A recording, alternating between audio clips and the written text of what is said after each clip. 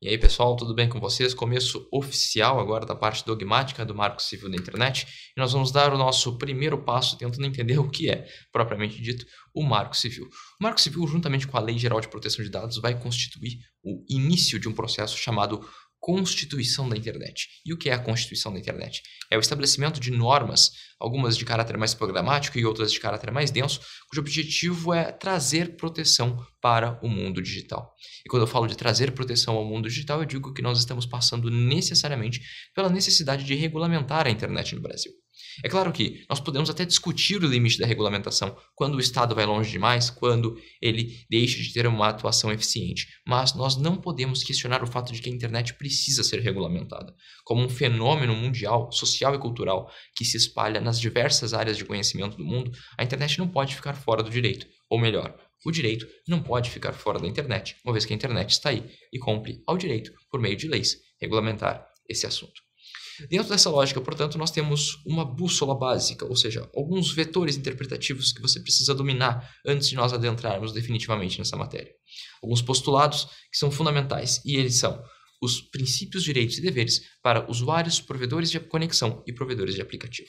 Essa tríade, provedor de conexão, provedor de aplicativo e usuário, são os elementos que nós vamos trabalhar daqui por diante. É a partir deles que todo o sistema de direitos, garantias e obrigações serão desenvolvidos. Pois bem, o Marco Civil da Internet é uma lei ordinária federal, mas ela tem efeitos nacionais. E essa é uma diferença importante. Por quê? Porque se tratando de uma lei ordinária federal, ela é aprovada pela União, mas os efeitos dessa lei se espalharão para todos os entes federativos. Isso significa que União, Estados, municípios e Distrito Federal não podem editar uma lei contrária a essa norma, salvo se tiver um caráter especial. Mas essa é uma questão excepcional. Como regra, o Marco Civil da Internet é uma lei que estará presente desde Brasília ao município mais íntimo do Brasil.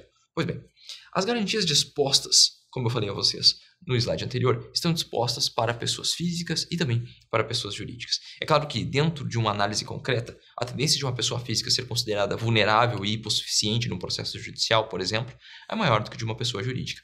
Mas isso não significa que as pessoas jurídicas não estejam protegidas por essa legislação. Elas também têm as suas tutelas, principalmente no que diz respeito a sigilo industrial, sigilo comercial, e mesmo que não seja uma pessoa jurídica que desempenhe uma atividade econômica, ela também goza de proteção equiparada dos direitos da personalidade, portanto, tem direito à privacidade e intimidade de seus dados, por exemplo. Bom, dentro da lógica de constituição da internet, como eu falei a vocês, daquela dualidade formada pelo Marco Civil e pela Lei Geral de Proteção de Dados, nós temos um sistema próprio, um sistema autônomo, muito semelhante ao que nós estudamos em outras áreas, como o sistema de direitos difusos e coletivos, o sistema de juizados, os sistemas de precedentes vinculantes. Aqui nós vamos ter um sistema digital que vai ter princípios e normas próprias. Portanto, seguindo essa linha de raciocínio, esse sistema é pautado por 3 vetores: neutralidade, liberdade e privacidade. A neutralidade informa o princípio da isonomia digital. O que significa isso? Os agentes de tratamento de dados, ou seja, os agentes que são responsáveis pela organização da internet no Brasil, deverão tratar os pacotes de dados de forma igual. Por exemplo, é possível que um provedor seja instaurado no Acre e outro provedor seja instaurado em São Paulo. E esses provedores merecem igualdade de tratamento. É óbvio que dentro do estudo da igualdade nós temos um prisma formal e um prisma material.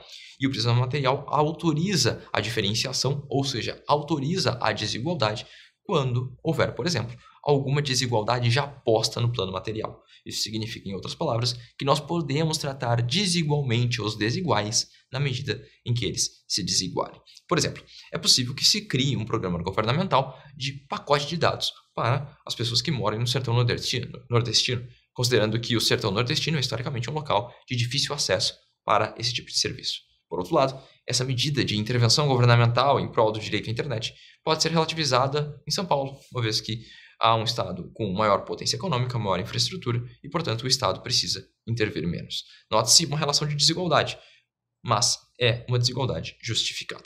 Portanto, a neutralidade é o princípio da isonomia digital e da forma formal e da forma material. A segunda lógica é o princípio da liberdade de expressão, o que assegura que as pessoas manifestem suas crenças, consciências, ideias por meio do plano internetico. É claro que esse princípio não é absoluto. Por exemplo, o Supremo Tribunal Federal já entendeu que a liberdade de expressão não alberga o discurso de ódio, também chamado hate speech, assim como também não alberga discursos que venham a promover o ataque às instituições ou o fim do regime democrático. É claro que isso precisa ser analisado de forma crítica para que o Estado não se comporte de forma autoritária, mas o que nós precisamos entender é que a liberdade de expressão, assim como qualquer outro direito, não é absoluto. E por fim, nós temos a privacidade do usuário. Privacidade do usuário que é, por assim dizer, uma própria forma de liberdade de expressão, uma vez que todas as pessoas na internet têm direito à proteção de seus dados. É claro que este processo de proteção envolve não somente o direito de não ser exposto, mas sim o direito de coleta, armazenamento e tratamento, o que significa que todo o ciclo de vida, por exemplo, de um dado internetico precisa ser protegido pelo direito à privacidade. O direito à privacidade pode ser relativizado quando a própria pessoa concorda. No caso, por exemplo, de você aceitar cookies. O que são cookies? Cookies é aceitar um rastreamento do que você já vem pesquisando para que serviços lhe sejam oferecidos. E nessa hipótese, você concorda em relativizar o seu histórico de acesso de websites para que seja prestado um serviço alternativo. Nesse caso, o que nós temos é uma relativização do próprio princípio da privacidade, mas a relativização não se confunde com eliminação. Nós não podemos eliminar a neutralidade, a liberdade e tampouco a privacidade. Perfeito? Bom, o direito à privacidade pode ser encarado de ter perspectivas distintas. A primeira perspectiva é a inviolabilidade da intimidade e da vida privada, no sentido de que você não tem direito de ter os seus dados expostos. Imagine que você tem uma nuvem, você tem um Google Drive, você tem um OneDrive, e ali você tem fotos íntimas. Você tem o direito de que aquelas fotos íntimas não sejam expostas para as outras pessoas.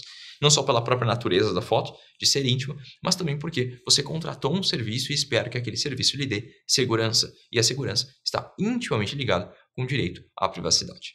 Uma outra lógica é a lógica de não fornecimento de dados pessoais para terceiros. Veja bem, na primeira nós falamos sobre a proteção contra invasões, mas é possível que às vezes nem haja uma invasão. É possível que às vezes um website que você hospede dados simplesmente venda seus dados para terceiros, para outras pessoas que querem lhe oferecer serviços. Se você não concordar expressamente com isso, estará caracterizado um dano, seja um dano moral, seja um dano material.